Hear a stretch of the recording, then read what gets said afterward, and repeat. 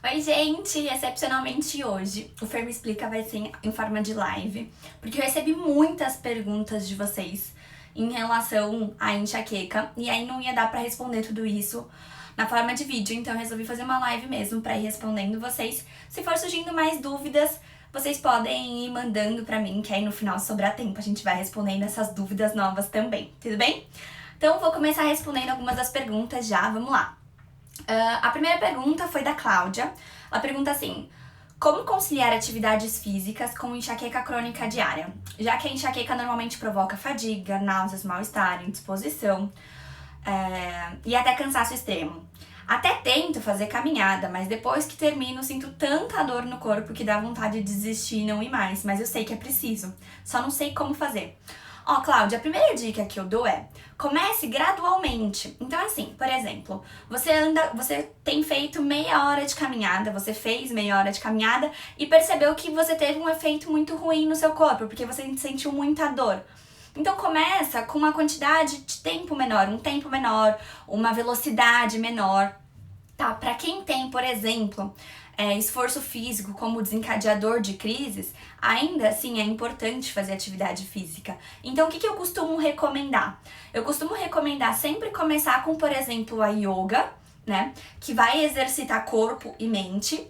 E aí, paralelamente, com o evoluir do tempo, a gente vai aumentando a intensidade, a velocidade de toda essa movimentação. E aí a gente vai tendo todo aquele efeito benéfico da atividade física no nosso corpo. Então a gente tem um aumento de produção e liberação de serotonina, e a gente tem uma melhora nessa sensação de bem-estar. Isso também diminui os nossos níveis de estresse. Então, sem dúvida, a prática de atividade física é extremamente importante. O fato de você reconhecer isso já é ótimo, então vamos fazer um início mais gradual.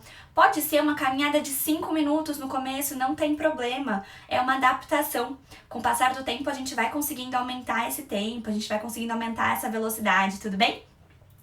A próxima pergunta é: a Nil. Além de todos os sintomas de enxaqueca, minha cabeça faz barulho, como que colocar um gelo na água, um barulho como uma areia pra lá e pra cá. Mais ou menos isso. Isso é da enxaqueca? Olha, Nil, eu desconheço esse tipo de sintoma, mas o que a gente sabe é que a gente pode ter algumas alterações sensoriais durante as crises de enxaqueca. Então, algumas pessoas relatam mesmo que tem a sensação de algo escorrendo na cabeça. Essa questão da areia eu nunca vi, mas é importante você verificar. Se acontece sempre, né, em todas as crises de enxaqueca, aí com certeza ela tem uma relação forte com as suas crises e não existe uma regra, né? Então você tem que observar também se isso não pode ter a ver com alguma alteração nos cristais lá do seu ouvido, que pode ser uma questão de labirintite. Então tem que investigar direitinho, observar se só aparece isso na crise ou se você tem essas sensações em outros momentos também, tudo bem? A Linda mandou assim, que ela tem enxaqueca desde os 9 anos, hoje já tem 53, fez diversos exames e não deu nada. Ótimo, melhor ainda, Linda, porque a enxaqueca realmente não aparece nos exames que a gente tá acostumada a ver, tudo bem? Como às vezes algo não me faz nada. E às vezes, por exemplo, chocolate. E às vezes eu morro de enxaqueca. Linda, é uma das coisas que eu sempre falo aqui.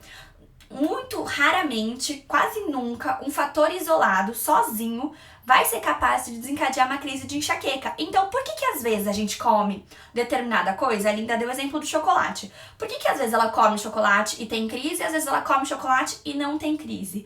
Porque o chocolate sozinho, quando todo o resto tá em equilíbrio, ele não é capaz de desencadear uma crise de enxaqueca sozinho, tá? Então, por exemplo, agora quando você comeu chocolate, foi uma semana em que você tá de TPM, ou você comeu chocolate e seu nível de estresse estava mais elevado, ou você comeu chocolate e você tinha tido uma noite de sono mal dormida, ou você comeu chocolate e já tinha abusado muito de outros doces, aí sim, esse chocolate pode vir a te fazer mal. Agora, isoladamente, se todo o resto estiver em equilíbrio, ele não vai te desencadear uma crise, tá? Então é isso que a gente tem que observar. Muito provavelmente foi isso que aconteceu. O fato de você ter comido exatamente o mesmo chocolate, mas em momentos da sua vida, em momentos da sua semana, e às vezes até em momentos do dia diferentes, pode ter tido esse impacto de fazer ele desencadear uma crise ou não, tá? Tem que observar isso. Vamos lá. A Andresa me pede dicas de alimentos para o café da manhã e lanches. Tem enxaqueca crônica diária e ela fala sobre o diário da enxaqueca. Andresa, o que acontece é o seguinte, é muito particular isso, por quê? Aqui em casa, já vou até unir com a outra pergunta que me fizeram também, mas acho que foi no Instagram, que me perguntaram sobre frutas. Gente, isso vai depender muito de pessoa pra pessoa. Agora sim, se você é adepto àquelas dietas malucas que você vê por aí, eles realmente restringem muito frutas e pode basicamente só coco e abacate, tá? Mas não existe nenhuma explicação científica palpável pra gente tirar todas as frutas das pessoas que sofrem com enxaqueca, beleza? A gente tem que tomar muito cuidado com isso, porque assim, pode ser que para algumas pessoas, por exemplo, a banana, que é uma excelente fonte de potássio, é super recomendada para as pessoas que precisam de uma reposição de potássio, que é o caso de pessoas que sofrem com enxaqueca, mas tem gente que tem reação com a banana. E aí quando eu falo em reação, gente, é ter aquele alimento como um gatilho. Fer, como que eu sei se aquele alimento é um gatilho? Bom, é importante a gente observar que quando a gente tem um alimento que é gatilho, a gente vai ter reação a ele normalmente em até 2 horas após a ingestão desse alimento, beleza? E isso não vale só para frutas, tá, gente? Vale para frutas, vale para lactose, vale para alimentos com glúten, tá? Então, se a gente tem algum nível de intolerância, se ele é um alimento gatilho mesmo para as nossas crises, em até 2 horas após a ingestão desse alimento, a gente vai começar a ter sintomas de crise. Fer, sintomas de crise necessariamente é aquela dor forte vindo? Não.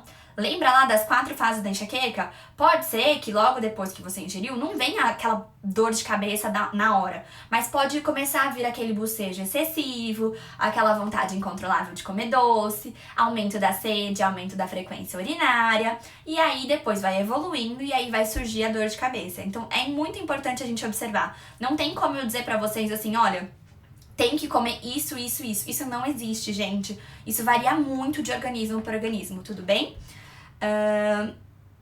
A Linda falando, como faço diário na enxaqueca? Já fiz e descobri que é o chocolate, queijo e estresse, mas às vezes como e não dá. É a mesma questão que a gente já tava falando aqui, né, Linda? Vai depender muito de outros fatores. Então, se você observa que estresse é um fator, não adianta a gente culpar só o chocolate, não adianta a gente culpar só o queijo, tá? A gente tem que olhar para esses fatores. E esses outros fatores são os fatores mais difíceis de ser controlados, né? Então, quais são os fatores mais difíceis da gente controlar normalmente? O estresse, junto com o controle das emoções, né? Vai entrar aí também a questão do sono, que é uma coisa bem difícil da gente conseguir controlar normalmente. A gente tem dificuldade em conseguir melhorar essa qualidade do sono sozinho, a gente precisa de ajuda para isso. Então esses são alguns, além das alterações hormonais, esses são os fatores mais difíceis da gente controlar que pode proporcionar um ambiente favorável para uma crise de enxaqueca, tá? Então, se a gente não tiver esses fatores sob controle, qualquer outra modificação pode desencadear a crise. Então, por exemplo, eu não tô com uma noite de sono regular, eu tô acordando muito durante a noite. Aí mudou o clima, crise de enxaqueca. Por quê? Porque aí juntaram-se 2 fatores, né? Então, você tem o fator noite mal dormida e aí você entrou com o fator mudança climática, tá? Então, sempre pelo menos 2 fatores. Raramente um fator isolado vai desencadear uma crise de enxaqueca, vamos lembrar disso. A Keila pergunta, a enxaqueca pode estar relacionada também com a esclerose múltipla? Pode, Keila. Saiu um estudo em que eles relataram, eles perceberam que as pessoas que sofrem com esclerose têm mais chance de ter dor de cabeça do que pessoas que não sofrem com esclerose. E aí, as dores de cabeça mais comuns para essa população, no caso, vai ser a cefaleia tensional e a enxaqueca, tá? Então, quem sofre com esclerose já sofre com uma série de outras alterações que são bastante complicadas. E aí tem que ter um tratamento bastante próximo, muito pessoal, individual, personalizado, para conseguir ter um controle dessas crises de enxaqueca que podem piorar ainda mais o quadro da esclerose. Uma coisa que foi observada também nesse estudo sobre esclerose e enxaqueca é que as pessoas que sofrem com esclerose têm uma piora das crises de enxaqueca e de dor de cabeça, cefaleia tensional, nos períodos mais quentes. Então, se você tiver como deixar o ambiente da sua casa sempre um pouco mais fresco, mais refrescante, mais friozinho, é melhor porque tende a diminuir a possibilidade de você entrar numa crise de enxaqueca. Fora os outros fatores que vão ser totalmente pessoais, que são os desencadeadores de crise e os fatores que levam ao desequilíbrio, né, do seu organismo e vão proporcionar que você entre numa crise de enxaqueca. A Edri comenta assim, tenho confusão mental. Isso é da enxaqueca? Edri, pode ser sim, tá? O que a gente tem que observar? Se você sofre principalmente com essas alterações, né, essa confusão mental, durante a crise, ela pode surgir até como se fosse uma aura mesmo, tá? Então ela vem com uma confusão mental, ela pode vir com uma perda de memória momentânea. Agora, se você observa que essa confusão mental, ela se estende para além da crise, aí a gente tem que começar a prestar atenção. Por quê? Porque essa confusão mental e essa alteração da memória, diminuição de raciocínio lógico, tudo isso pode ser também efeito colateral de medicação, tá? Então vamos prestar atenção, observa direitinho se você tem essa confusão só no momento de crise ou se essa confusão ela acontece durante todo o momento, independente de você estar em crise ou não, beleza? A Silvana pergunta assim pra mim, como começar a mudança de hábito? Sil, a primeira coisa é entender o que você precisa mudar. Porque assim, a gente fala sempre de mudança de hábito aqui, e aí talvez a gente possa se equivocar e pensar assim, nossa, então eu preciso mudar tudo na minha vida porque tá tudo errado. Gente, não é assim, tá? A gente tem que observar quais fatores estão gerando algum tipo de desequilíbrio no nosso organismo, porque esse desequilíbrio gera um ambiente favorável para o surgimento das crises de enxaqueca. Vamos lembrar que, embora a gente saiba que existe toda uma questão de níveis de neurotransmissores no nosso corpo, como que esses níveis de neurotransmissores são modificados? Eles são modificados através do nosso ambiente. E aí entra o que a gente come, entra o quanto a gente dorme, entra o que a gente faz no nosso dia, entra como a gente controla os nossos sentimentos, entra também a nossa relação com a dor, tá? Então, a primeira forma da gente conseguir mudar, fazer as mudanças de hábito necessárias, é entender primeiro o que você precisa mudar. Primeiro, entendeu quais são os desencadeadores da sua crise? Entendeu quais são os gatilhos? Ótimo, então lista lá quais são eles. A partir do momento que você conseguiu identificar eles, é começar a mudar. Então, por exemplo, Fer, um desencadeador para mim é estresse. Como que eu faço para controlar o estresse? Bom, vamos começar com os exercícios respiratórios, por exemplo? Vamos começar com um momento de meditação? Fer, sou ligada no 220, não rola pra mim meditar, tá? Vamos fazer uma prática de atividade esportiva? Então, prática de atividade esportiva ajuda a diminuir o nível de estresse. Então, é mais ou menos assim que a gente trabalha aqui. A gente vai indo de acordo com as possibilidades que vocês têm, que vocês estão dispostas a fazer. Mas é mais ou menos por aí que a gente começa a pensar nas mudanças de hábito, beleza, Sil? Deixa eu ver aqui as outras perguntas. Agora a gente vai para as perguntas do Instagram, que vocês mandaram bastante. Vamos lá. Gente, eu vou tentar responder tudo. Se eu não conseguir, eu mando um inbox para vocês com a resposta, beleza? Vou tomar um pouquinho de água aqui. Antes de fazer essas aqui, vamos fazer alguma de vocês? Deixa eu ler aqui que já tem bastante gente que mandou pergunta. Comi mousse de maracujá e começou a enxaqueca. E aí, você acha que a culpa é o quê? É do maracujá? O que mais que vai nesse mousse de maracujá, hein? Vamos pensar aí. Vai leite condensado, não vai? Normalmente vai leite condensado, acho que vai creme de leite. Não sei fazer mousse, gente, mas eu acho que vai isso. E aí a gente tem que pensar o quê? O leite é um alimento potencialmente alergênico. Quer dizer que todo mundo vai ter alergia ou algum tipo de irritação no estômago por causa do leite? Não, mas quer dizer que a gente tem que consumir ele com cautela, tudo bem? Então, às vezes, foi a quantidade de leite que você ingeriu.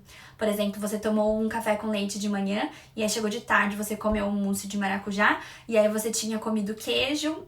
Então, assim, tem que ponderar antes da gente atribuir a nossa crise especificamente a um alimento, beleza? Vamos ver o que mais. Ai, tem bastante gente conhecida aqui, gente, que bom que vocês estão aqui comigo. Oi, Fer, tudo bem? Por que sinto dor de cabeça logo cedo? Durmo bem e na madrugada acordo com dor. Simone, a gente já falou bastante sobre isso aqui. O que você tem que prestar atenção? Vai fazer o diário da enxaqueca. Se você não fez, vai lá na minha bio, tem um link, é só clicar lá, vai fazer esse diário. Você vai ter que observar, assim, o que você tem feito antes de você dormir. Então, a gente vai observar desde o que você tem comido antes de dormir, se você faz atividade física ou não perto desse horário, se você costuma ler antes de dormir, que horas você costuma dormir, quantas horas você tem de sono, o que você come quando você acorda. Tudo isso a gente vai ter que observar para conseguir entender por que você tá tendo essa crise quando você acorda, tá? Porque isso pode estar relacionado ao sono, mas pode estar relacionado à alimentação também. Então a gente tem que observar através do diário da enxaqueca, não tem como a gente observar sem olhar para esse diário, beleza? Bom, gente, eu já volto aqui para as perguntas. Deixa eu responder aquelas que vocês tinham me mandado no Insta. Fer, A prima do Fer, na gravidez não podemos tomar quase nenhum remédio para dor de cabeça. E no caso de quem sofre enxaqueca? Pri, essa é uma questão que você vai ter que conversar bem próxima com o seu neurologista e com a sua obstetra. O que eu aconselho você é procurar uma obstetra que ela é especializada em gestação de risco.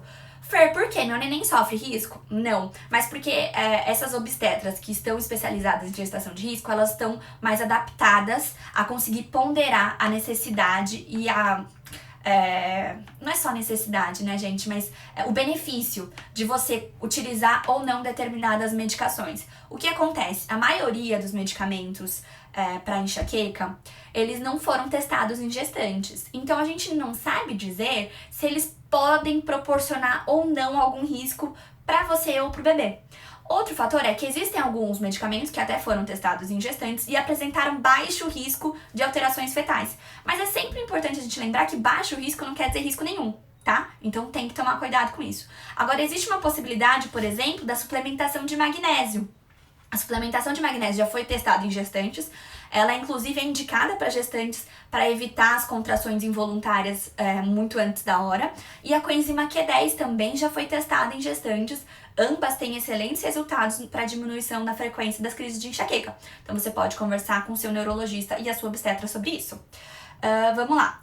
A Vi perguntou assim, sensibilidade extrema no couro cabeludo, pode ser sinal de outra crise maior chegando? Pode, Vi. Essa sensibilidade extrema no couro cabeludo a gente chama de alodínia. Ela pode acontecer um pouquinho antes da crise, pode acontecer durante e pode acontecer depois. Então tem muita gente que relata que depois da crise parece que tomou uma pancada na cabeça, parece que tomou maior surra. Então essa alteração de sensibilidade a gente chama de alodínia. É quando coisas que não deveriam gerar dor no nosso corpo passam momentaneamente a ser entendidas como estímulos dolorosos. Então, nesse momento, fica difícil pentear o cabelo, prender o cabelo, deitar a cabeça no travesseiro. Isso pode ser, sim, sinal de uma crise chegando, beleza? A Vi também continuou comentando sobre queimação, contrações involuntárias nas têmporas. Essas contrações involuntárias nas têmporas, né, nessa região aqui, normalmente, eu já fiz um vídeo sobre espasmos, dá uma olhadinha lá, mas ela pode estar relacionada também a medicamentos, tá? Então dá uma observada lá, assiste esse vídeo e vê se você consegue identificar qual daqueles fatores está relacionado com essas contrações involuntárias que você tá tendo. A Silvia comentando, a Silvia contou aqui a história dela, eu não vou ler porque é um tanto grande aqui pra vocês, se vocês tiverem, vocês podem ir procurar a historinha dela depois que ela comentou no post, mas ela conta sobre ela ter começado a sentir dor de cabeça desde muito nova e não ter tido acesso à informação, né? E aí hoje ela já tá com quantos anos? 36 anos. E aí só agora ela descobriu que ela tem enxaqueca crônica já, porque ela tem enxaqueca desde os 17. E aí ela me pediu pra eu dar esse alerta pra vocês. E aí eu tô aqui dando esse alerta, né, do quanto é importante, aos primeiros sinais de uma dor de cabeça frequente, a gente procurar um acompanhamento médico pra entender e ter esse diagnóstico. É muito mais fácil a gente tratar quando a gente tem um diagnóstico, gente. Então, aqui a gente não dá diagnóstico, mas a gente dá informação. Então fico feliz de vocês estarem aqui hoje comigo para ter cada vez mais informações e conhecer melhor a dor de vocês e a doença. Vamos lá. A Rô mandou assim, ó, Fer, por que mesmo fazendo uma alimentação saudável e ainda assim temos crise de enxaqueca? Isso é normal? Rô, esse é o grande X da questão. Muita gente acha que simplesmente comer saudável é o suficiente para não ter crises de enxaqueca. Mas a gente tem que lembrar que as crises de enxaqueca, que a enxaqueca em si, ela é uma doença multifatorial, ou seja, diversos fatores estão envolvidos nessa doença. Então, não tem como a gente atribuir um papel maior do que a alimentação deve ter, né, como causadora, como desencadeadora de crises de enxaqueca. A alimentação pode ser um dos fatores, mas raramente ela vai ser um fator único, tá? Então, diversas pessoas já me procuraram justamente por se alimentar saudável e mesmo assim ter muitas crises de enxaqueca. E aí, o que a gente vai ter que olhar? Quais são os outros fatores que podem estar desencadeando as crises? E mesmo tendo uma alimentação saudável, às vezes pode ter algum componente dessa alimentação que é um desencadeador. Então a gente tem que olhar com muito cuidado para isso. Então pode acontecer sim de você se alimentar saudável e ainda assim você ter crises. Outra coisa que a gente tem que observar é há quanto tempo você está se alimentando saudável, tá? A gente não muda de um dia pra noite nosso organismo todo. Então a gente sempre comeu besteira, por exemplo. Aí a gente para de comer besteira. 2 dias e quer que a gente não tenha mais crise de enxaqueca. Não é assim. O nosso corpo leva uma fase de adaptação, ele tem muitos nutrientes que ainda precisam ser absorvidos e isso leva um certo tempo. Por isso que eu sempre comento com vocês da importância da gente ter paciência para um tratamento que é baseado em mudanças de hábito, tá? A gente tem paciência para esperar 1 mês o remédio fazer efeito e até mais do que isso. Então a gente tem que ter essa paciência também com mudanças de hábito, porque diferente dos remédios, as mudanças de hábitos não têm efeitos colaterais. Né? Então a gente tem que ponderar isso também, né, gente? Bom, vamos lá. A Gabi perguntou assim, Fer, posso congelar os alimentos para fazer o suco anti-inflamatório? Pode, Gabi, mas eu preciso te alertar uma coisa. É importante vocês saberem que toda vez que a gente congela um alimento, a gente perde um pouquinho de nutrientes, vitaminas e minerais desse alimento. Quando a gente congela esses alimentos, a gente pode perder aí normalmente de 5 a 15% dessas vitaminas, minerais e nutrientes. Fer, então é melhor não fazer congelado? Não, eu prefiro que você faça congelado do que você não fazer, tudo bem? Agora, se você tiver a oportunidade de fazer ele todo dia fresquinho, é muito melhor, tá bom? Aqui a pergunta, todos os tipos de frutas são permitidos para quem tem enxaqueca. Yuri, a gente não trabalha aqui com isso pode, isso não pode, tudo bem? Porque cada caso é um caso. Eu explico aqui quais frutas podem, por exemplo, ser boas para quem sofre com enxaqueca. Mas não tem nada que a gente possa dizer assim, olha, fruta, né? Falando de fruta, gente. Nossa, isso faz mal para quem tem enxaqueca. Não, isso vai depender de pessoas para pessoas. Por exemplo, a melancia. A melancia, ela é ótima pra gente se reidratar, para recompor eletrólitos, que é extremamente importante. Mas, ao mesmo tempo, a melancia pode ter um efeito vasodilatador. Em algumas pessoas, comer melancia vai ser ótimo. Em outras, a melancia pode desencadear a crise de enxaqueca, tá? Então, a gente tem que ponderar de acordo com cada organismo. A gente não tem uma resposta padrão. Isso não existe na enxaqueca, gente. Vamos lá. Essa pergunta é extremamente interessante. Peraí. Boa tarde. Por favor, por que na gravidez não tive enxaqueca, nem na amamentação? Melhor época da minha vida. Eliane, por que acontece isso? Bom, você foi uma felizarda, porque uma parte das mulheres, durante o período da gravidez, elas deixam de ter completamente as crises de enxaqueca. Isso normalmente acontece a partir do 2º trimestre de gestação. Por quê? Porque aquelas enxaquecas, as enxaquecas menstruais, provavelmente você sofria com esse tipo de enxaqueca, elas acontecem por conta das alterações hormonais que acontecem próximo à menstruação. Quando a gente tá grávida, a gente não menstrua. Então, a partir do 2º mês, a gente não tem mais essas oscilações menstruais, oscilações hormonais. Então, isso faz com que você não tenha mais essas crises de enxaqueca menstrual. Beleza? E aí, Fer, por que voltou depois que eu parei de amamentar? Porque aí você voltou a ter as oscilações hormonais e aí voltou a ter a enxaqueca menstrual. Então a resposta é justamente a questão de nesse período você não ter tantas oscilações hormonais a nível de estrogênio e aí você com isso tem uma diminuição das crises. Tudo bem? Falta mais algumas, mas acho que dá tempo da gente ler aqui. Vamos ver quem mais que mandou aqui. Tem muita gente contando que tá sofrendo, que também não sabe mais... Tenho fibromialgia, gera enxaqueca? Ela não gera a enxaqueca, tá? Mas a fibromialgia, ela também afeta, ela tá muito relacionada também com o nosso emocional, ela tá muito relacionada com níveis de estresse. Então, todos esses gatilhos que pioram a fibromialgia, elas pioram a enxaqueca. Então, por isso que você pode perceber que quem sofre com enxaqueca pode ter quem sofre com fibromialgia pode ter uma crise de enxaqueca mais intensa, tá bom? Tem que tomar bastante cuidado com isso, mas não que ela gere a enxaqueca, ok? Deixa eu ver mais perguntinhas aqui. Alguma vitamina para ajudar a diminuir o esquecimento e difícil raciocínio? Olha, Vi, pior que tem, eu já li algo sobre isso, mas agora eu não tô lembrando exatamente qual. Vamos deixar essa, eu vou gravar um vídeo sobre isso. Vou dar mais uma estudada e eu gravo um vídeo sobre isso depois, pode ser? Café sempre desencadeia enxaqueca, não consigo parar de tomar. Ivone, a primeira coisa que a gente tem que fazer é uma retirada gradual. Não tenta tirar tudo de uma vez, porque vai dar cefaleia rebote, tá? Então assim, Fer, costumo tomar 4 dedos da xícara de café. Então vamos lá, durante a primeira semana a gente tira um dedo, depois na segunda semana tira outro, e assim você vai diminuindo até você conseguir tirar o café, tá? Se o café realmente for um desencadeador de crises pra você. Quiropraxia é uma saída? Minhas crises tiveram uma melhora significativa com ela. Pode ter, viu? Pode ajudar sim, viu, Mari? Qualquer técnica que mexa com o nosso corpo, então fisioterapia, microfisioterapia, até mesmo terapia, né? Psicoterapia, elas contribuem sim, podem contribuir sim para melhor. Osteopatia também, tá? Então, se você puder buscar essas fontes, por quê, Fer? Essas fontes costumam ajudar a diminuir a nossa tensão corporal. E a tensão corporal, ela é uma resposta ao nosso nível de estresse, e o estresse é um dos principais desencadeadores de crise. Por isso, provavelmente, você sentiu uma melhora. O estresse devia ser um dos seus desencadeadores, tá bom? Deixa eu ler aqui a próxima pergunta. Boa tarde, Fer. Faz 2 semanas que estou sentindo dor só do lado direito da cabeça. A dor é leve, mas incômoda. Já tomei vários tipos de remédio para enxaqueca. Sinto tontura e não passa, só alivia. O que é isso? Me ajuda. Também tô entrando no período de menopausa. Tem alguma relação? Me ajuda, por favor. Maria, então, existe mais ou menos um pouco mais de 12% das mulheres observam a piora quando entram na menopausa, né? Uma piora da enxaqueca. Então você tem que ponderar que às vezes pode ser esse período mesmo que esteja contribuindo para essa crise mais intensa, para você não conseguir sair dessa crise. Outro fator que a gente tem que observar é qual fator te levou a essa crise. Gente, uma coisa que tem que ficar muito clara é assim, ó.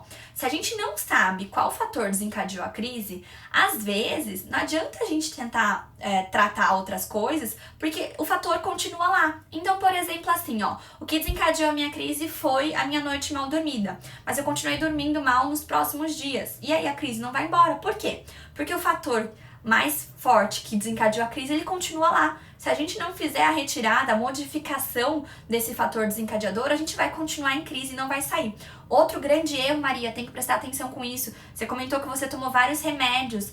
Gente, quando a gente tá em crise, eu sei que existe um desespero, né, pra gente sair e acabar com essa dor.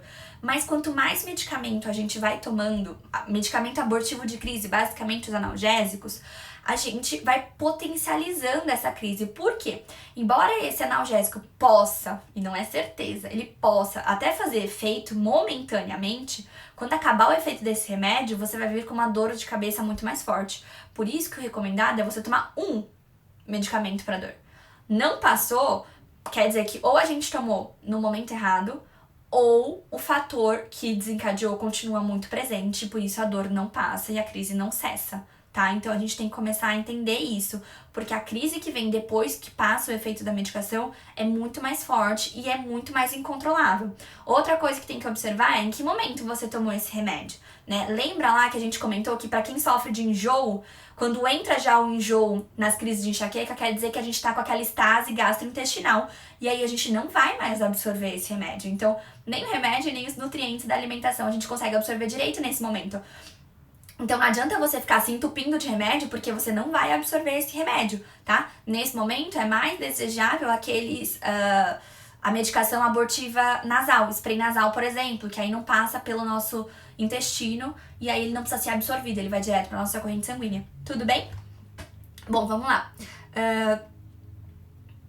Fer, toma um tupiramato, 50mg, e ainda assim sinto dor de cabeça. Não chega a ser uma crise, mas é uma dor chata, que me leva a tomar um enxaque ou cefalívio. Pois é, tem que tomar cuidado com isso, né? Porque isso pode ser o que a gente chama, né? Eu até fiz um vídeo sobre isso, sobre a cefaleia crônica diária, né? Que às vezes vem uma forte crise de enxaqueca bem característica e nos outros momentos a gente só sente uma dor chatinha que fica lá. O que a gente pode fazer para melhorar se você sofre desse tipo de enxaqueca? A primeira coisa é controlar esse consumo de analgésicos, né? Esse consumo de analgésicos, como a gente acabou de conversar, potencializa as crises, né? Ele dá a falsa sensação de que você tá evitando a dor, mas ele potencializa a dor. Então tem que tomar muito cuidado com isso, gente. E a primeira coisa é identificar a segunda coisa, né? É identificar os fatores que desencadearam essa crise. Né? Então, assim, observar o que tá gerando esse desequilíbrio no teu corpo, que faz com que você sinta dor todos os dias, beleza? Fer, saí da TPM faz 1 semana, mais ou menos, e tive dor durante a TPM. só que continuou com umas dores bem leves, tonturas e umas agulhadas, pontadas em alguns momentos. Carla, isso pode acontecer mesmo quando a gente fala de enxaqueca menstrual. Ela pode vir até, normalmente, ela surge 5 dias antes do período menstrual. E ela pode acontecer durante o período menstrual e também até 5 dias depois. Por que nesses períodos, Fer? Porque são nesses 5 dias antes, durante e nos 5 dias depois que a gente tem uma maior alteração a nível hormonal. E aí são essas alterações, essas oscilações dos níveis hormonais que geram um desequilíbrio neuroquímico no nosso corpo e aí vai desencadear as crises de enxaqueca, tudo bem? Então isso ainda assim é considerado normal se você sofre com enxaqueca menstrual. Vamos às 2 últimas daqui e aí a gente vai para aquilo ao vivo, tá bom? No último vídeo você fala de fatores a serem modificados antes de retirar medicamentos para dor. Quais seriam esses fatores? Obrigada desde já e parabéns pela página. As informações que você traz são extremamente valiosas. Obrigada, querida. Bom, quais são esses fatores? São os fatores que geram desequilíbrio no nosso corpo. Fer, recapitula pra mim porque eu tô meio perdida. Vamos lá. Quais são os principais fatores que geram desequilíbrio no nosso corpo? Alimentação, sono, alterações hormonais, então a gente tem que observar todos esses fatores, estresse, hidratação. Esses são os 5 principais fatores que geram desequilíbrio no nosso corpo. Então, se a gente não tá com todos esses fatores ok, a gente fica com esse fator latente. Ele não desencadeia a crise, ele tá latente. Ele tá quase desencadeando a crise. Aí vem um tempo de jejum prolongado. Pum! Juntou 2 fatores, desencadeia a crise. Tá lá, latente, um desses fatores. Por exemplo, não tá controlada a hidratação. Eu tomo pouca água por dia, durante o dia. Então, a minha hidratação tá lá no nível bem ruinzinho. Tá quase começando uma crise. Eu sinto sempre que eu vou quase entrar em crise. E aí, junta com o fator menstruação. Pum! 2 fatores, crise de enxaqueca. Então, é assim que a gente tem que começar a observar os fatores que levam ao desequilíbrio. E aí, observei quais são esses fatores antes da gente tirar a medicação. Por quê? Qual que é, na minha opinião, qual que é o grande problema do tratamento para quem sofre com cefaleia crônica diária? Porque não adianta o seu neurologista chegar pra você e falar assim, olha, você tá tomando muito remédio. Aí você pensa, é óbvio, eu tô com dor, você quer que eu faça o quê? Né? Primeira coisa que a gente pensa é isso. Você tá tomando muito remédio, agora você não vai mais poder tomar, tá? Vai ficar pelo menos 3 a 5 semanas, que é o tempo que se observa um resultado significativo, sem tomar nenhum analgésico. Aí você fala, tá bom. Aí chega a primeira crise, você olha pro seu remédio, você fala, não, eu não posso tomar, não vou tomar. Aí a crise continua, aí você olha pro remédio e fala assim, quer saber? Vou tomar. Continua com a dor, porque você esperou tempo demais pra tomar o remédio. Toma mais um. Aí vai lá, toma mais um. Então isso piora esse consumo medicamentoso. Então o que eu aconselho? Por exemplo, observei que o meu fator mais importante de desequilíbrio nesse momento é a ansiedade, por exemplo. Eu me sinto muito ansiosa por conta do Covid, por exemplo. Então, como que eu vou tratar essa ansiedade? Bom, eu vou fazer alguns exercícios respiratórios, eu vou começar a aceitar o fato de que existem coisas que eu não consigo controlar e que eu não consigo mudar. Como que eu faço isso, Fer? Aquela lista de ansiedade, já falei pra vocês dela numa outra live. Faça essa lista de ansiedade, essa lista de preocupação e estresse. Vou eliminando as coisas que eu não consigo controlar e modificar hoje, nesse momento. Isso ajuda a diminuir o estresse e a ansiedade. E aí, a partir daí, eu vou começar a modificar as minhas respostas a determinados estímulos externos. Então, o estímulo externo, ele passa a ter um impacto menor para as minhas crises de enxaqueca. Começo a controlar a minha ansiedade. Bom, a ansiedade era meu principal fator em desequilíbrio. Comecei a controlar a ansiedade, agora sim eu tô pronta para começar a tirar a medicação, gradualmente. Porque se eu não começo a mudar o ambiente, mudar esses desequilíbrios antes de mexer nessa medicação, eu não vou conseguir me controlar e eu vou tomar a medicação. Só que aí, como eu tentei me controlar no começo, quando eu tomar, ela não vai fazer efeito. E aí eu vou entrar em desespero e eu vou fazer o quê? Vou tomar mais um e não vai fazer efeito. Eu vou tomar mais um e não vai fazer efeito. E aí você vai entrar num ciclo vicioso, porque aí você tomou, não fez efeito. E aí o que vai acontecer? Lembra do efeito rebote que a gente já conversou hoje? A dor vai vir mais forte assim que acabar o efeito da medicação. E aí a dor mais forte, você vai fazer o quê? Dessa vez você já vai estar mais impaciente, então você vai tomar logo os remédios todos de uma vez. E aí isso vira um ciclo vicioso e você não consegue sair disso. Então por isso que antes de pensar em retirada medicamentosa, primeiro cuidar, e modificar os fatores que estão gerando um desequilíbrio no seu corpo. Bom, vamos lá, a última. Fer, não entendo muito porque sinto enxaqueca por diversas causas. Claridade, certos alimentos, cheiros, menstruação, calor forte, frio, se dormir muito, se dormir pouco. Pois é, Rô. A enxaqueca é isso. O que acontece? O nosso cérebro é um cérebro mais sensível a mudanças. Então, toda vez que existe algum desequilíbrio no nosso cérebro, o nosso cérebro interpreta aquilo como um gatilho para dor, tá? Então, por exemplo, eu tô aqui no escritório quentinho e aí eu saio lá fora, tá com ar-condicionado. Essa mudança de temperatura, ela vai, pra uma pessoa que não sofre com enxaqueca, super tranquilo, impacto nenhum. Pra uma pessoa que sofre com enxaqueca, o que vai acontecer? Ela vai ativar uma região do nosso cérebro que chama hipotálamo, e essa região ela já foi relacionada como uma região extremamente importante pro início da crise de enxaqueca. E o que esse hipotálamo controla? Ele controla a sede, ele controla a fome, ele controla sono, ele controla a temperatura corporal. Então, por exemplo, eu tive que mudar, meu corpo teve que se adequar a mudar a temperatura do corpo quando eu fui exposto ao frio do ar-condicionado. Isso gera um aumento da ativação desse hipotálamo e gera um desequilíbrio no nosso cérebro. A partir do momento que existe esse desequilíbrio, pimba, crise de enxaqueca. Então é por isso que diversos fatores desencadeiam crises de enxaqueca. É por isso que a gente fala que a enxaqueca é uma doença multifatorial.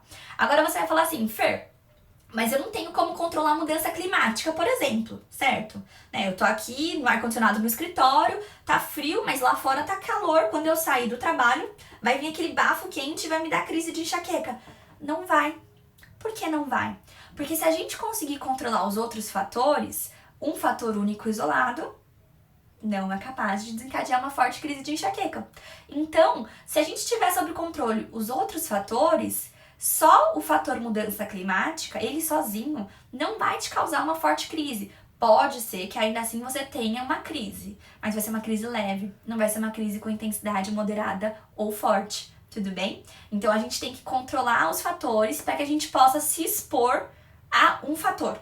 Então, por exemplo, quem sofre com enxaqueca e tem piora no período menstrual, tem que ter o tempo todo a maioria dos fatores que geravam desequilíbrio no seu corpo controlados, porque todo mês vai ter aquele momento em que você vai ter um descontrole, que vai ser as alterações hormonais, e isso a gente não consegue controlar. Então aí já vai ter um fator. Se tiver um outro fator basal lá, escondidinho, alterado, quando juntar com essa alteração hormonal, vai vir uma crise de enxaqueca. Beleza? Deixa eu ver o que mais. Bom, vamos lá. Deixa eu ver mais perguntas aqui. Queria saber os exercícios. Que exercícios, Ivone? Manda aqui pra mim que eu não entendi. Se eu não conseguir responder todas as perguntas, gente, manda lá no Fer Me Explica, no post, que aí eu vou respondendo elas também, tudo bem? Nossa, eu tenho enxaqueca todos os dias com cefaleia. Não sei, cada dia é uma dor diferente, mas já faz 20 anos que eu tenho. Pois é, Lu, a gente precisa tratar isso urgente, né? Vamos começar a entender por que isso tá acontecendo com você. Faz o diário de enxaqueca, preenche ele, me chama em box. Vamos começar a tratar essa enxaqueca. Que mais? Vamos ver. Às vezes eu acordo à noite com tanta dor. Lu, essa é uma coisa que a gente tem que observar, tá? Pacientes que acordam durante a noite com dor, a gente tem que ter uma observação bem cautelosa para conseguir entender que fator está desencadeando essa dor durante a madrugada. Isso vai ter que ser levado em consideração também quais são as características da sua dor. Se ela é uma enxaqueca clássica, porque existe um tipo de enxaqueca que ela tem uma piora normalmente só no período da madrugada mesmo, tá? Mas ela é uma enxaqueca que ela aparece regularmente. Ela tem um período em que ela aparece, depois fica longos meses sem aparecer e depois ela aparece de novo, tá? Então, que é a cefaleia em salvas. Dá uma olhada no vídeo que eu fiz sobre isso, vê se você se identifica com esses sintomas. Normalmente, quem acorda no meio da dor com dor pode ser cefaleia em salvas, tá?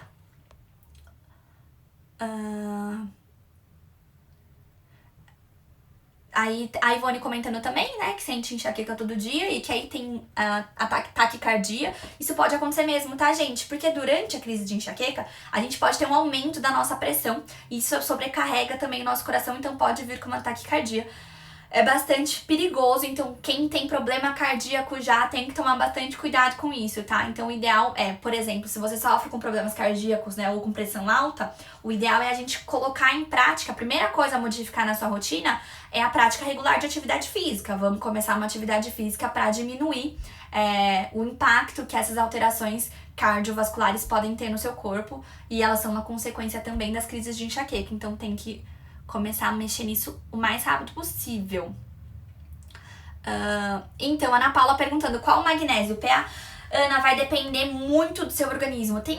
Não tem só o magnésio PA, né? Tem o dimalato, tem o triotato. Isso vai depender muito de qual é o objetivo do magnésio. Eu sei, pra enxaqueca, tudo bem. Mas tem que olhar em relação ao seu estilo de vida, em relação à sua alimentação. Tudo isso vai interferir na escolha do melhor tipo de magnésio, tá? O remédio Max Salt é aconselhável tomar? Eu não conheço essa medicação, mas se seu neurologista passou, é importante que você confie nele, beleza? Eu tenho isso, meu couro cabeludo dolorido, exatamente como você descreveu. Pois é, Eugênia, é o que a gente chama de alodínia. Eu fiz um vídeo já sobre isso, dá uma olhada. E pra quem sofre de alodínia, extremamente importante vocês comentarem com o seu neurologista sobre isso, porque pode ser que algumas medicações para o tratamento da enxaqueca possam ajudar a diminuir essa alodínia. Fer, só medicação? Não, tá? Por quê? Porque a alodínia, ela vem com as crises de enxaqueca, tá? Então, se a gente controlar a frequência dessas crises, a gente vai ter uma diminuição da presença dessa alodínia, tudo bem? Não existe um tratamento específico, que nem não existe pra aura, né? Vamos tratar só a aura, vamos tratar só a alodínia. Não, a gente trata diminuindo a frequência das crises de enxaqueca. E aí, quando você tiver a crise, que vai ser mais raro, você pode vir a ter a presença da alodínia ou a presença da aura, por exemplo, mas vai ser numa intensidade menor, beleza? Vamos ver, mais pergunta? Quem quiser ir me mandando depois lá no Fer Me Explica, pode mandar que eu vou responder toda segunda-feira. Tem vídeo respondendo as perguntas do Fer Me Explica. Então, na sexta-feira não, no domingo, eu abro uma caixinha de perguntas e eu posto a foto pra vocês comentarem as dúvidas de vocês, beleza, gente? Fer, fala sobre autoemoterapia. Você já ouviu falar sobre isso? O que tem a dizer? Dai, não conheço esse tipo de terapia. É específica para tratamento de enxaqueca? Nunca ouvi falar dessa autoemoterapia para o tratamento da enxaqueca. O que eu sei que pode... que na verdade eu não sei se entra, não sei se é disso que você tá falando. Mas tem, por exemplo, o Blood Patch, né? Eu passei, por exemplo, por esse procedimento. Mas é pra dores de cabeça bem específicas, não é pra enxaqueca. Fer, fui diagnosticada com cefaleia cervicogênica, você pode falar sobre? Posso, Samara. Inclusive, vamos fazer um vídeo sobre isso? Tem bastante gente me perguntando. Ela tá mais relacionada a alterações estruturais do pescoço. Então, como que tem que ser o nosso tratamento para esse tipo de enxaqueca, Samara? Primeira coisa que a gente tem que fazer pra essa... Nem enxaqueca, perdão, pra essa cefaleia, né, cervicogênica. Primeira coisa que a gente tem que fazer é a gente trabalhar a melhora da circulação, né, e a liberação tecidual dessa musculatura do seu pescoço. Porque existe uma alteração estrutural, e essa alteração estrutural proporciona que você tenha uma maior sensibilidade da dor de cabeça, um acúmulo de tensão na musculatura cervical, e aí tudo isso proporciona uma crise de dor de cabeça, né, de cefaleia. Então, o seu tratamento, a gente tem que começar, a base dele vai ser no pescoço. Então, o que a gente tem que fazer? Melhorar toda essa vascularização e essa circulação desse pescoço para diminuir essa tensão e com isso diminuir a frequência e a intensidade das suas dores de cabeça. Quem mais tem pergunta? A Daniele falou assim: Fer, me falaram para cortar farinha, açúcar e frutas, comer somente proteínas e legumes e verduras. Devo seguir essa orientação? Depende, Dani. Vamos lá, ó. Eu sou bem contra essas dietas bem restritivas. Por quê? Primeira coisa que eu acho que a gente tem que ponderar quando a gente recebe esse tipo de informação é perguntar assim, ó. Por quê? Tá, eu tenho que cortar farinha, açúcar e frutas. Por quê?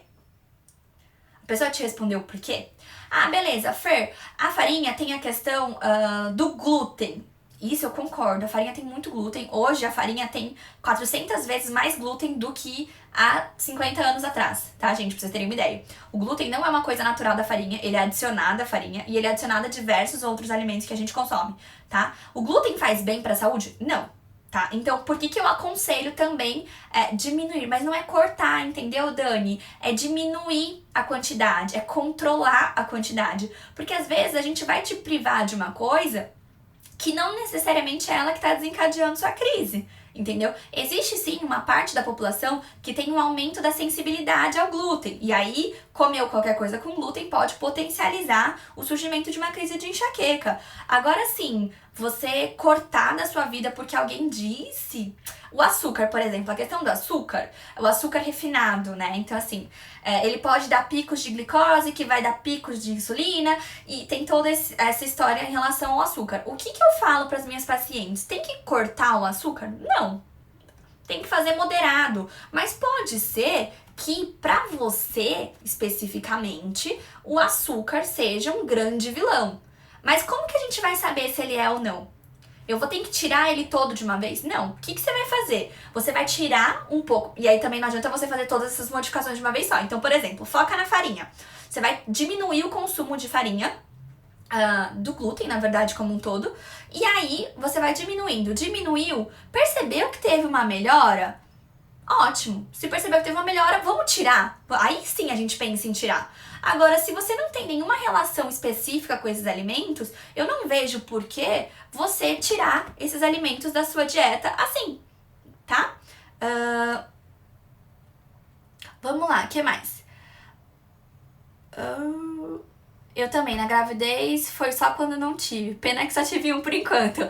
Aí, Vi, ó, se quiser fazer mais um, vai diminuir as crises. Aliás, não é certeza também, viu, Vi? Não é porque diminuiu em uma gestação que vai diminuir na outra, tá? Tem casos também de pessoas que não diminuem. Deixa eu ver, o que mais aqui? Cadê? Fer, pode falar um pouco sobre o furo diet? O diet piercing, eu fiz um vídeo sobre isso também. Ele é um piercing que ele é colocado nessa região aqui, não sei se eu tô conseguindo mostrar. Ele teve um boom lá em 2017, onde passou até no Fantástico, gente, que era cura pra enxaqueca. O que acontece? Esse ponto na acupuntura, na verdade, ele não tá ligado a nada relacionado à enxaqueca. Ele tá, na verdade, sim, né? Ele tá ligado à região do intestino. E aí existem algumas pessoas que têm fatores intestinais que interferem na crise de enxaqueca. O que acontece? O que os acupunturistas referem é que a partir do momento que a gente estimula constantemente esse ponto, que é o que a gente faz com piercing, a gente inativa ele. Então, mesmo se você costuma sentir uma melhora quando você faz acupuntura nessa região, quando você coloca um piercing lá, você desativa esse ponto, então o efeito ele tende a sumir em até 3 meses, tá? Tem gente que observa uma melhora quando coloca esse dead piercing, mas esse efeito dura no máximo 3 meses, tá, gente? E uma outra grande parcela não observa melhora nenhuma, tá? A Daisy comentando que a enxaqueca surgiu depois do parto. Algumas pessoas podem ter isso mesmo. Aí a gente tem que levar em consideração, já me perguntaram até se isso tinha a ver com a HAQ. Existem pouquíssimos casos que tem uma relação com a HAQ, mas de uma forma geral pode ter a ver com a mudança do estilo de vida, né, gente? Quando a gente vira mãe, a nossa vida muda completamente, o nível de estresse muda, a qualidade do sono muda, a alimentação muda, a disposição para fazer prática esportiva muda. Então tudo isso interfere, pode ter interferido para ter o surgimento das crises de enxaqueca, tá? A Pri falando, Dani, tô fazendo isso, mas não tá me ajudando muito, porque não tenho um bom sono. Pois é, tá vendo, Pri? Não sei do que você tava falando com a Dani, mas é isso. Não adianta a gente mudar só uma coisa, a gente tem que mudar tudo. Mas também não adianta mudar tudo ao mesmo tempo, porque mudanças bruscas no corpo de quem sofre com enxaqueca também não é entendido como algo bom. Então toda mudança tem que ser feita gradualmente. Gente, vocês estão mandando muita coisa. Se eu não der conta de responder tudo, manda lá no Ferme Explica, tá bom? A minha também surgiu após o parto, tenho feito os exercícios que você indicou todos os dias. Que ótimo, fico feliz. Já sentiu melhora? Os alongamentos, né? Os alongamentos matinais são excelentes. Quem tem diabetes aumenta a crise de enxaqueca? Pode aumentar, tá? Tem que controlar bastante a alimentação, porque quem tem diabetes tem uma alteração dos índices glicêmicos, né? E aí essas alterações no índice glicêmico pode ter sim um impacto como potencializar o surgimento de uma crise de enxaqueca. Então tem que controlar muito bem a alimentação. E outra dica importante, prática de atividade esportiva vai te ajudar, tá? Então é importante incrementar. Lembra lá que a gente falou lá no comecinho da live, uma prática inicialmente ela tem que ser bem tranquila pra ela não ter um efeito ao contrário e não desencadear uma crise de enxaqueca, tá bom? Fer, te mandei muita pergunta, responde uma só, por favor. Pri, aonde que você mandou? Eu acabei de ver das do post. Você mandou no post do Fer Me Explica? Porque senão eu não vi. Ah, só se você mandou no. Você mandou no questionário, lá na caixinha de perguntas, eu vou responder as da caixinha de perguntas já, que aí eu respondo com a pergunta aparecendo. Se for isso, manda um joinha pra mim, Pri. Não comeria essa bola assim, não. Ó, deve estar na caixinha de pergunta, não é? Manda aqui pra mim se foi isso. Eu ainda vou responder as perguntas da caixinha.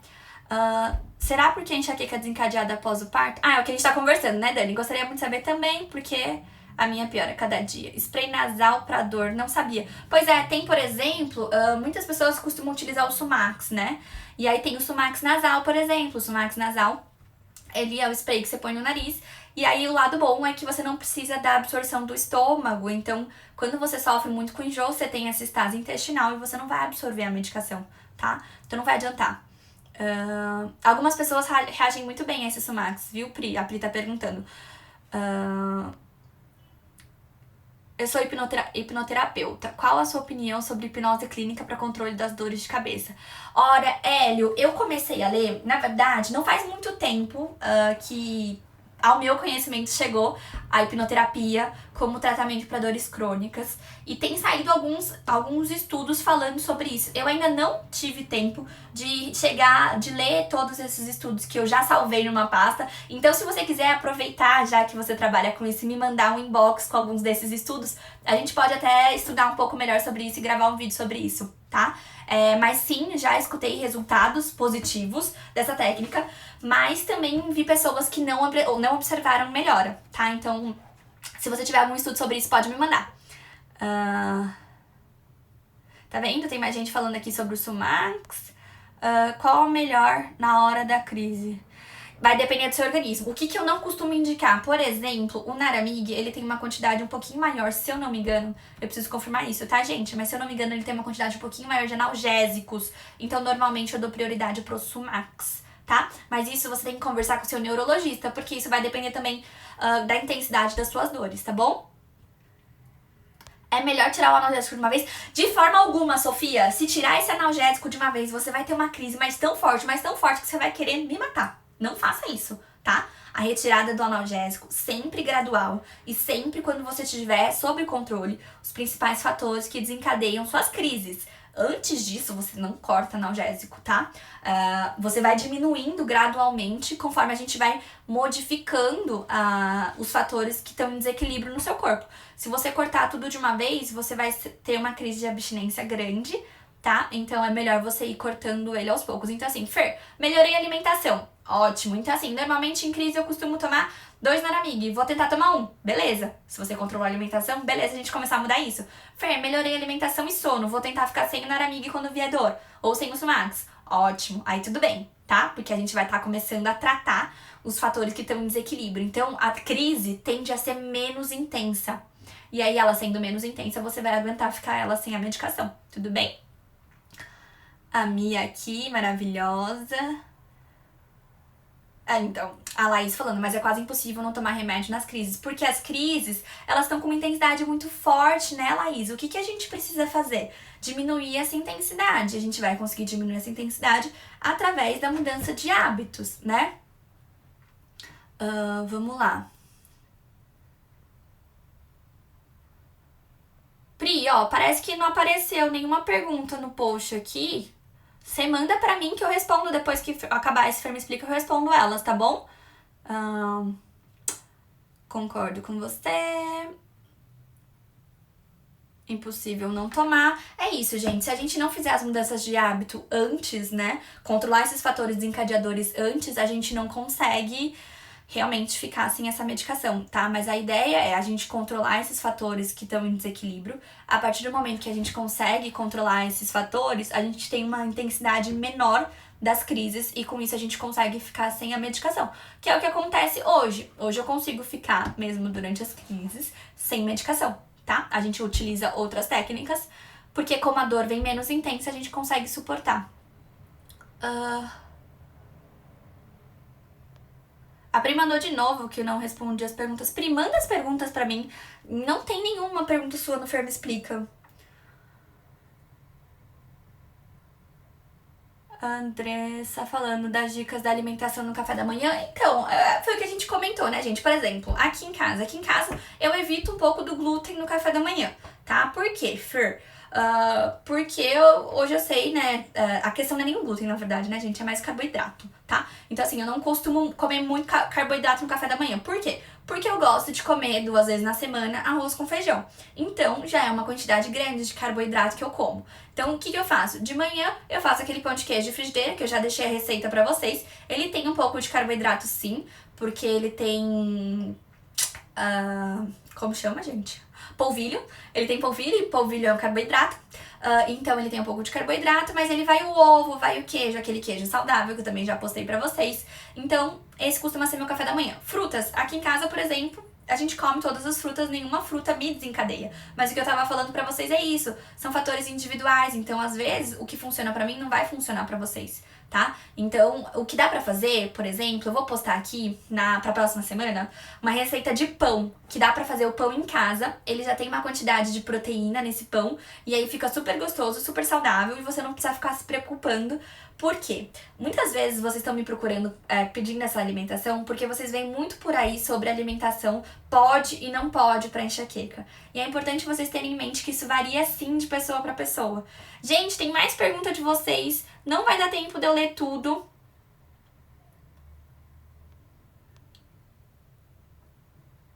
Não vai dar tempo, tá acabando. Pri, fiquei injuriada com essa sua mensagem de que eu não respondi suas perguntas. Manda suas perguntas lá pra mim no post. Manda no post agora, ou me manda inbox agora que eu respondo pra vocês. Tudo bem? Tá acabando o meu tempo aqui. Quem eu não respondi as dúvidas, as que me mandaram lá no post do Fer Me Explica já foram todas respondidas aqui. E quem quiser me mandar mais dúvidas, todo domingo eu abro pra vocês a caixinha de pergunta. Pri, manda pra mim, ó. Quais são suas dúvidas? Aproveito, acho que deve ter uns 2 minutinhos. Manda aí, Pri, aqui agora a dúvida que eu respondo pra você. Qual a sua dúvida, Pri? Vamos ver se a Pri manda aqui, que aí a gente responde ao vivo pra ela. Nos últimos... Acho que deve ter uns últimos minutinhos. A live, se o Instagram me deixar, as perguntas eu vou responder. Se o Instagram deixar, eu vou salvar a live, Gabi, mas vamos ver se ele vai deixar. Beleza, gente? Então, quem eu não respondi as perguntas que me mandaram aqui agora, pode mandar as perguntas inbox ou no Fer Me Explica, que eu vou abrir de novo pra vocês no domingo. Beleza, gente? A gente se vê, então, no próximo Fer Me Explica. Quinta-feira também vai ter live. Amanhã já vou lançar o tema da live pra vocês. E eu espero vocês na próxima live. Obrigada, viu, gente? Tchau!